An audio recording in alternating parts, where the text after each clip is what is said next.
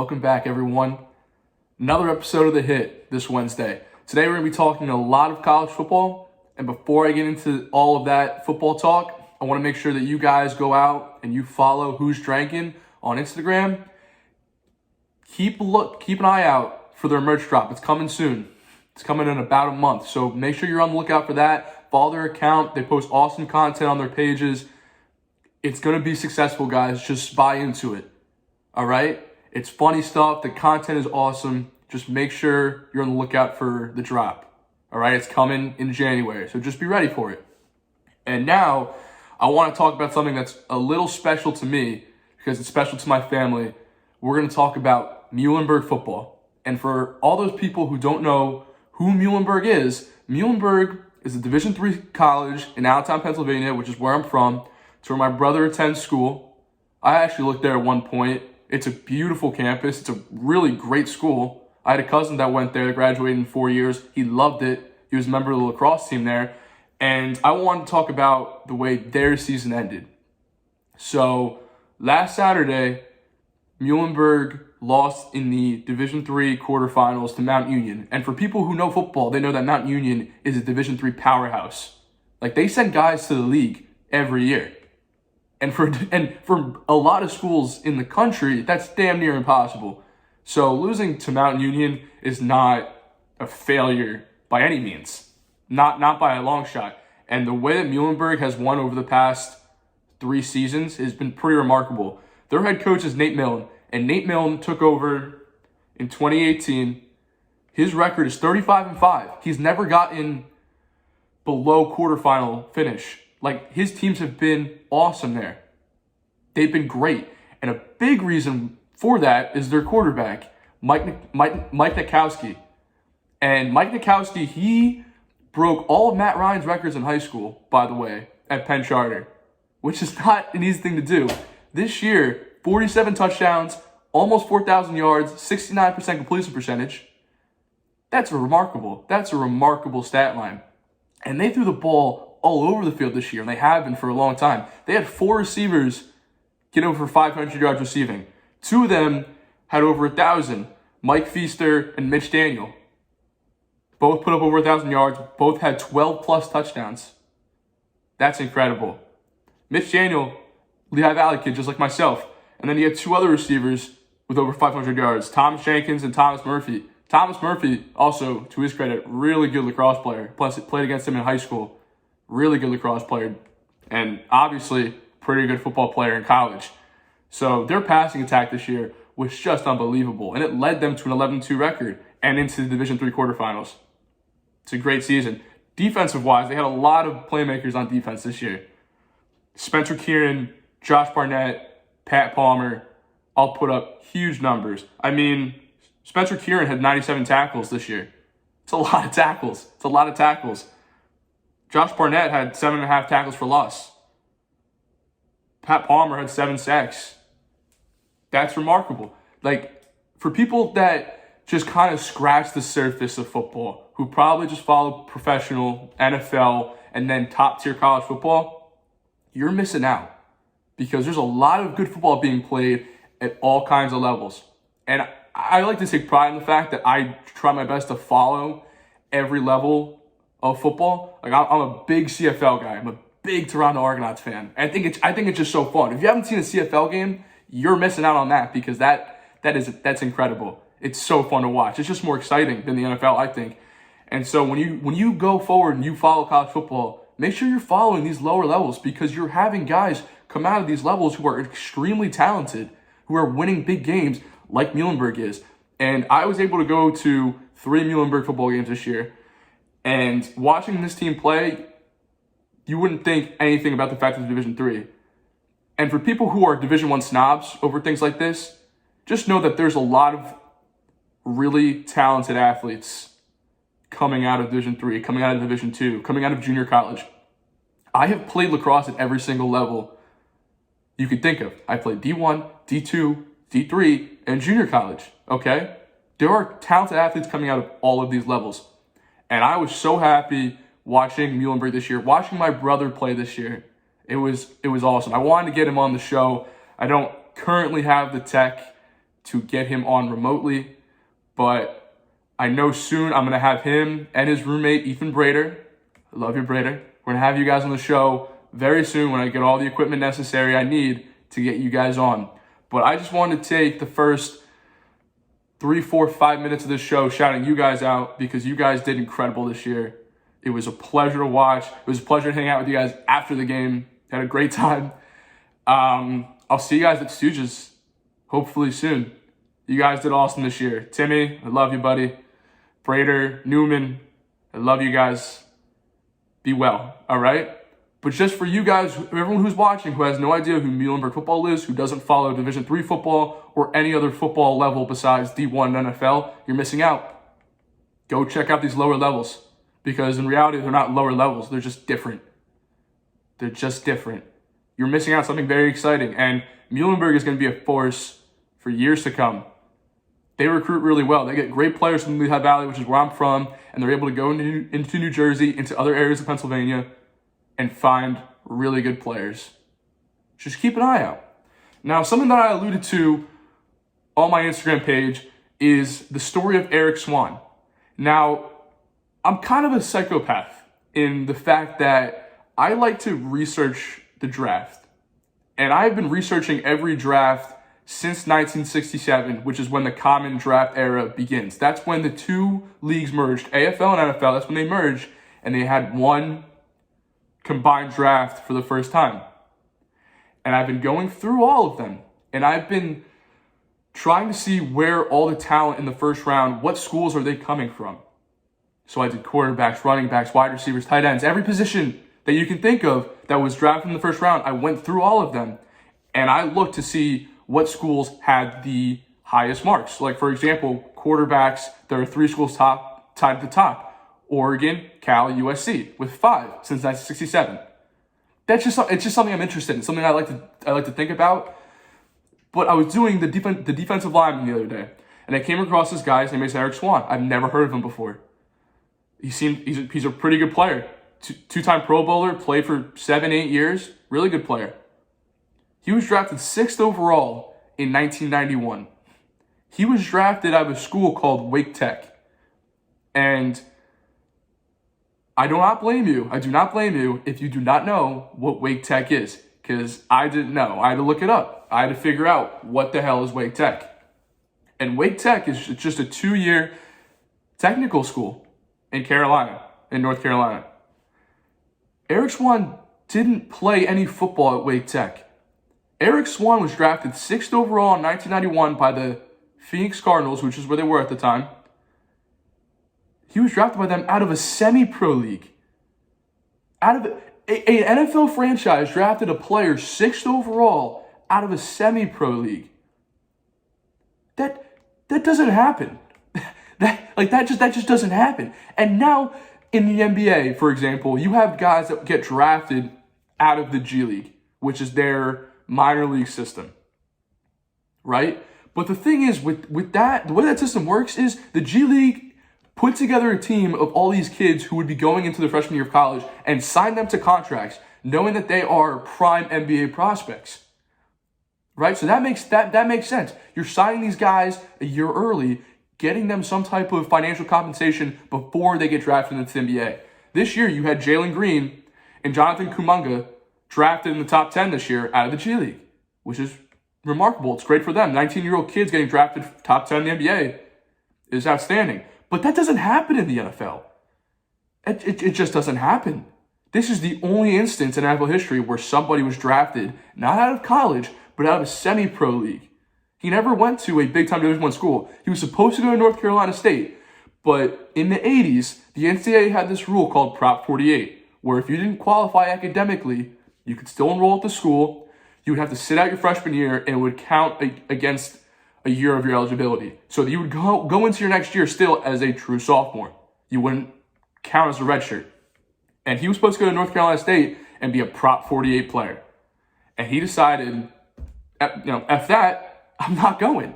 I'm going to go to Wake Tech, which he ended up dropping out of anyway, and he played semi-pro football for $15 a game and was drafted 6th overall. And then 2 years into his contract was playing really well for the Cardinals and signed a 5-year, $25 million deal. So it wasn't like he was a bust either. He had a very productive NFL career for most player standards. And he made the most of his opportunity. It's mind-boggling that somebody from a semi-pro league would get drafted 6th overall. And now, just so you know, the Cardinals have a very long history of ineptitude with that franchise. Poor draft decisions, poor player personnel decisions. They've moved more times than they've been in the Super Bowl, 3-1. So they're not a very successful franchise. And you look at this pick and you think, why would you even do that? But it's the Cardinals. But the thing is, this pick actually worked out for them. They got a good player out of it. They didn't win while he was there, but they got a good player out of it. So it was just fascinating to me that somebody from a semi-pro league in North Carolina could get drafted, not only get drafted, but get drafted in the top 10.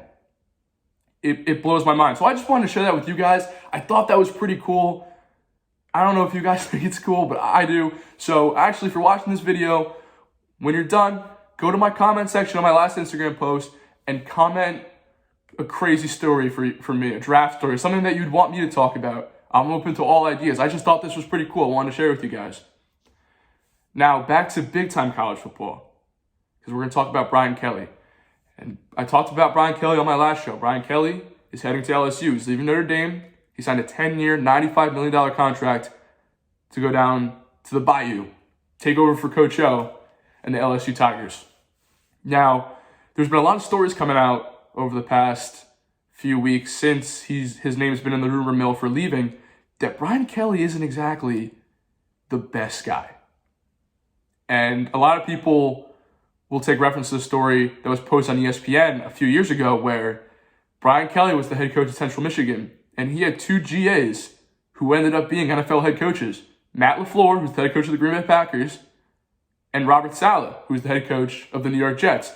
And they were GAs on the Central Michigan staff.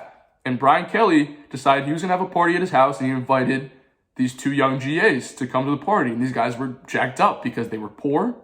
They didn't have any money for food, so they figured free meal, hang out with some cool people. They get to the party, and Brian Kelly hands them 2 shovels and says, "You're shoveling my driveway. I need people to have a place to park."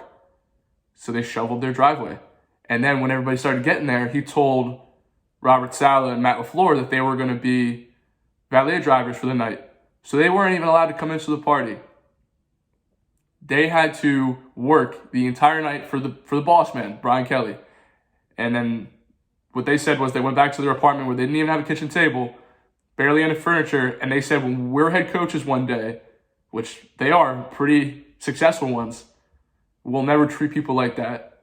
Brian Kelly did. And I was made aware of a story that happened in 2010. So this was Brian Kelly's first spring as head coach at the University of Notre Dame.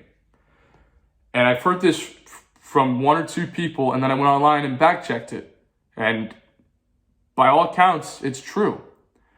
Brian Kelly and Notre Dame were having a spring practice early in spring, and they had a student up on a hydrophilic lift filming practice. And the kid had to come down from the lift and say to Brian Kelly, "Listen, I can't stay up there.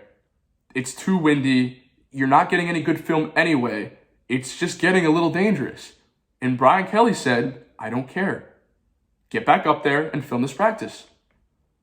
So the kid went back up on the lift, and a few moments later, that lift collapsed. That kid fell off, and he died, which is a very serious thing. Now, this is not me trying to attack Brian Kelly, because it's not his fault directly. He didn't break the lift. He didn't push the kid off the lift. It was a freak accident. But I think the attention needs to be drawn to the fact that Brian Kelly isn't exactly the best person. And you can just look at the fact that he has left every coaching job, or every head coaching job he's been in. Grand Valley State to Central Michigan, Central Michigan to Cincinnati, Cincinnati to Notre Dame, now Notre Dame to LSU. He has left successful programs to further himself. Nothing wrong with that, but the way he goes about it is not the best way to go about it. It's just not. It seems kind of like just a bullshit way of getting out of it. And now you think about that story I just told you about Robert Saleh and Matt LaFleur. Now you think about the story about this kid on the lift who he said, I don't care what's going on up there, get back up there. So yeah, he didn't do it directly, but you don't think he's going to live with that guilt for the rest of his life that he told this poor student to get back up on this lift on the windiest day in South Bend? And South Bend is windy. It's not a great weather area. I've only been there once, but it's not great. It's pretty gloomy. It's pretty gray. It gets windy. It gets rainy. So if this kid was saying it's too dangerous to be up here, why didn't he listen? Because he's trying to further his own agenda. He needs the film. And I get how crazy football coaches can be about film. I played football for a long time, and we watched a lot of film. We filmed every practice. In college, when I was at the University of Hartford, we filmed every practice. So I get the importance of film study, but at a certain point, you have to take into consideration the safety of other students. Not just your student athletes, just student volunteers that you had at that school who are willing to take time out of their day to go and film this practice for you. And if they're saying it's too dangerous, then it's too dangerous. So I don't want to take all these shots at Brian Kelly because I don't know the man. It's not fair for me to go out there and take these shots at him. I am strictly just giving my input on something that, by all accounts, happened. I've had it confirmed on a number of different sites. I've had people tell me that it's true. And I just want to bring that to light because I feel like there's a lot of hate coming out about Brian Kelly. And not to add on to it, but I feel like just attention needs to be drawn to it. And also, I said last week on the show, I don't think he's going to do well at LSU. I think he did well at Notre Dame because Notre Dame is a good situation. It's an independent school, so you're not fighting other members of a conference. You're fighting other members of the Midwest, but you're not fighting other members of a conference for recruits. You're getting smart kids, really smart kids. You are not playing as high-level competition as you would at LSU. LSU, you're playing SEC schools every single week. You're recruiting against Nick Saban, against Jimbo Fisher, against all these big-time guys. So I don't know how he's going to do. I would say not well. I would say in 3-4 years, he'll be gone. He's not a young man either. And I just don't see how he can win any recruiting war. He's already had a bunch of players decommit and transfer out. Their quarterback last year, Max Johnson, already transferred and took his 5-star tight end brother with him, who was coming in this year. So I don't know how well he's going to do.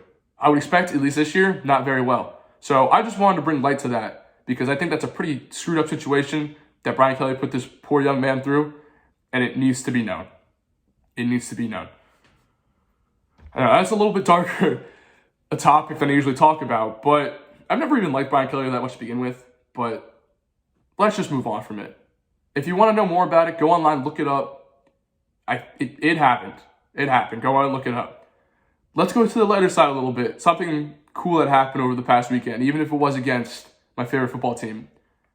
Gardner Minshew Mania might be back, everybody.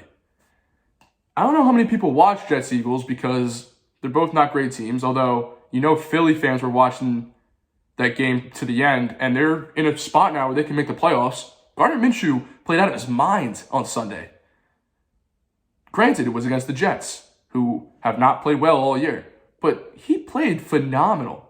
And I don't even know if he's going to start next week because Jalen Hurts, in his own right, has had a pretty good season, but that energy that Gardner Minshew brings is so fun to watch. And I don't know how many people caught this, but the video that was posted by John Clark from NBC Philadelphia after the game with his dad, where he was all jacked up, he was near tears, just so excited because this man's been through a lot professionally.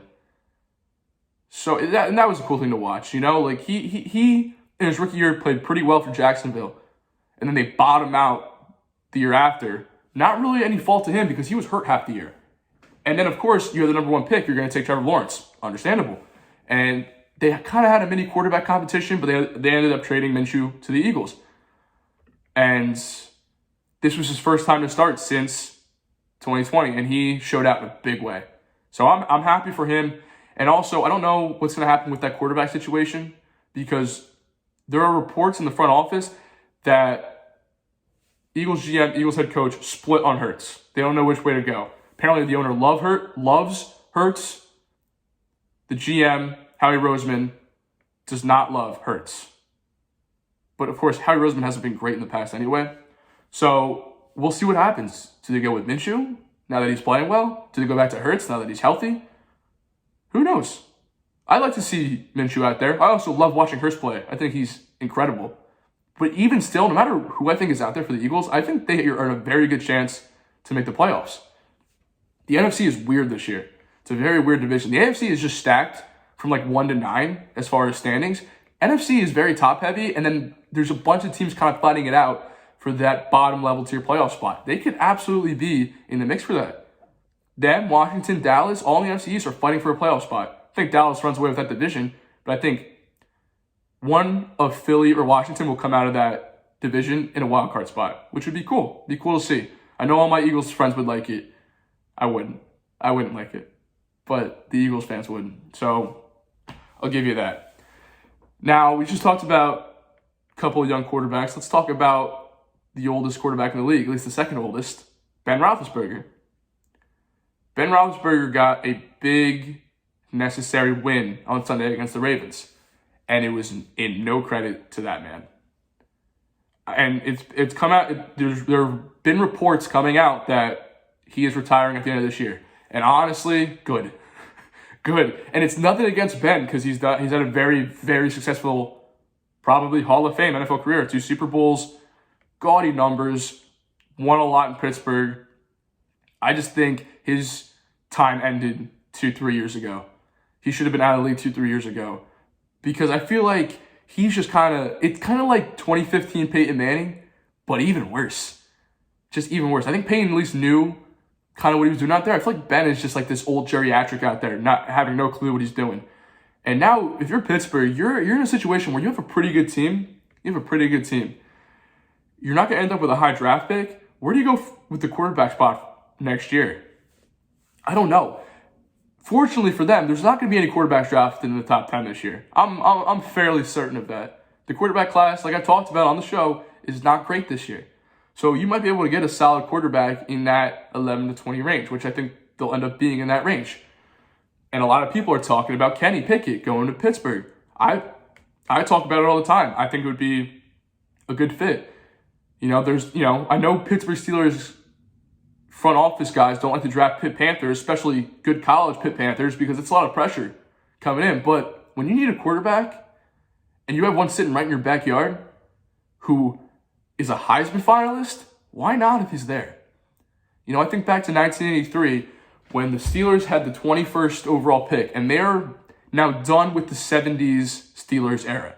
They're moving into the 80s. They need something to get them into the 1980s and through that decade. And they're sitting at 21, and there's a Pitt Panther quarterback sitting right there for him. Terry Bradshaw's old. He's been hurt. We could take this Pitt Panther quarterback and be fine for the future. And that guy was Dan Marino. And Chuck Noll, who was still the head coach at the time of the Pittsburgh Steelers, said, listen, we built this team in the early 70s, late 60s through defense. We need to build the same way again. And they took a guy by the name of Gabriel Rivera. And his nickname was Senor Sack, which is the coolest nickname, I think, ever. And he had some success his rookie year, and then was driving drunk and crashed his car and was paralyzed from the neck down during his rookie year, which is horrible. And Dan Marino went on to be an NFL Hall of Fame quarterback. And we don't know how well Gabriel Rivera's career would have turned out if he had stayed healthy and hadn't gotten in that crash. But you would think that maybe some Pittsburgh Steelers front office guys now are thinking, well, we passed on Dan in 83, maybe we'll take this Pitt guy now. And I'm not even saying that Kenny Pickett is Dan Marino, because he's not. I think Kenny Pickett's going to be a good quarterback in the NFL, but he's not Dan Marino. But you're Pittsburgh, you need a quarterback. Ben's going to be going after this year. Kenny Pickett's in your backyard. Just go take him. I think it's a no-brainer. Finally, to wrap up the show, the college football playoff rankings released over the weekend. The final playoff rankings. Number 1, Alabama. Number 2, Michigan. Number 3, Georgia. Number 4, Cincinnati. And I think that's what a lot of people expected after the conference championships that happened on Saturday. I think a lot of people expected this to be the rankings. And I think what we're just going to end up seeing is another Alabama-Georgia championship. I really do. I love Cincinnati, and I think they'll put up a bigger fight than a lot of people think they will against Alabama. But I don't see any chance that Cincinnati wins that game, as much as I would love them to. I have to be fair to the talent of Alabama. And they did just lose John Mechie, but I don't think that matters. Alabama wins. Cincinnati, great season. Now hold on to Luke Fickell. On the other side of the bracket, that's going to be a closer game. I think Michigan has been outstanding all year. And they've really come together towards the end of the year. Aiden Hutchinson's been great. They've taken care of the ball offensively. It's a lot like Georgia. Just a lot of ground and pound, good defense. But I think the talent level in Georgia might be a little bit better. And I think that Kirby Smart can win any football game he wants to, as long as it's not against Nick Saban. Just anybody else. And Jim Harbaugh's a good coach, but I think Georgia comes away with a close win in this one. And then college football championship, I'm predicting Georgia, Alabama. Alabama will run away with it. Because Nick Saban has Kirby Smart's number. And Alabama's offense is just so much more dynamic. And I talked about it last show. Another thing I talked about last show, Stetson Bennett, great story, right? Walk on. Went to JUCO, came back to Georgia, got the starting spot, beat out 4- and 5-star recruits. He doesn't have what it takes to get it done against Alabama. I don't even know if he has what it takes to get it done against Michigan. But if they can get past that first round, which I think they will, I don't think they have any chance. Alabama, your national championship winners again. I know it's boring, but I just think that's what's going to happen. I think that team is just too talented. Bryce Young has just put it together as the season has worn on. He's probably your Heisman winner, which I don't like saying because it's hard to pick a Heisman winner this year. There's no guy that stood out to me that's like, yes. Not even like, it's not even a two-man race. I feel like all 4 candidates that are in New York for the Heisman race have claims to this. Kenny Pickett, Bryce Young, C.J. Stroud, Aiden Hutchinson. I think they all have claims to this trophy. I don't know who's the favorite. I don't know. I think, though, that this would be the perfect year for the defensive player to win it because it's so, messy at the top. And the only other defensive player to win the Heisman Trophy was 1997 Michigan guy, Charles Woodson. And he beat out Peyton Manning and Randy Moss for that trophy. 2 Hall of Fame players. Charles Woodson, Hall of Fame player in his own right. But with the top so messy, I wouldn't be surprised if Aiden Hutchinson won it.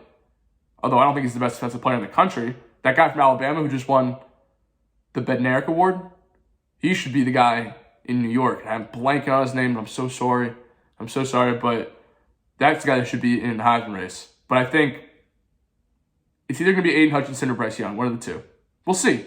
But I'm predicting Bryce Young to win the Heisman, Alabama over Georgia in the national championship, and I know it's boring, but hopefully at some point they'll expand it. Hopefully. I don't trust the college football playoff committee, but we can all hope, right? But that's going to wrap up today's episode of The Hit with Higgins. And guys, be on the lookout for my social media because you're going to see a very special guest popping up on my page over the next couple days. So just be on the lookout. Go follow Who's Drank on Instagram. Be on the lookout for their merch drop. Have a great rest of the week.